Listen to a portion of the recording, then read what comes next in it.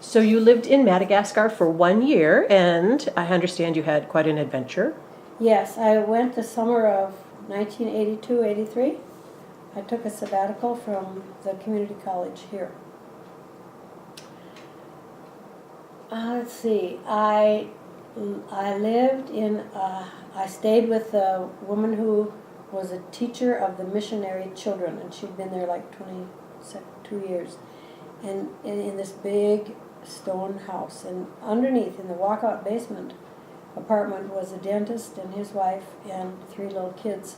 Well, a Malagasy woman came to the door of the dentist's residence, and she had a little woven grass or straw cage with a mother lemur and her baby inside.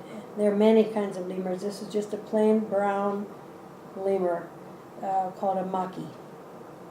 And the kids brought the cage up to my level and to show it to me.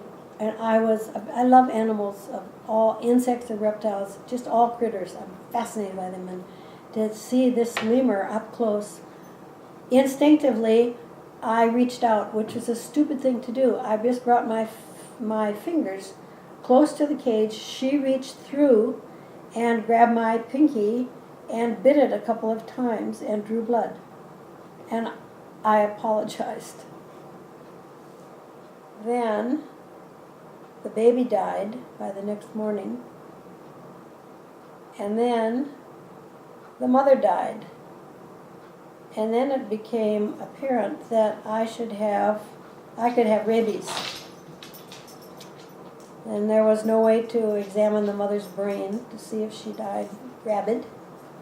But fortunately, there was rabies serum at the hospital built by the French when Madagascar was a French colony. I was very fortunate. I probably didn't have rabies, but if I did, there would be 100% chance that I would die. And I had just gotten there. So, the French doctor, he came. Sometimes I went to the hospital, and sometimes he came to where I was living. Every day for 14 days, I got a shot in the belly of rabies serum. And it was a viscous yellowish fluid, so thick that the needle, you could almost see through it. It was so big. And he had to stick it in my belly and then squirt this stuff in, and it made my belly swell up like a turkey egg. And he did it clockwise so he wouldn't stick me twice in the same place. Fortunately, I had brought along 2 wraparound skirts.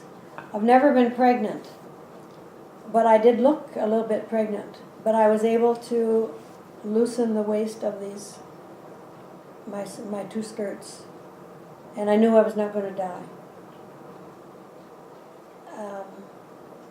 And I went to visit different little ring-tailed lemurs, mainly in a game preserve, and I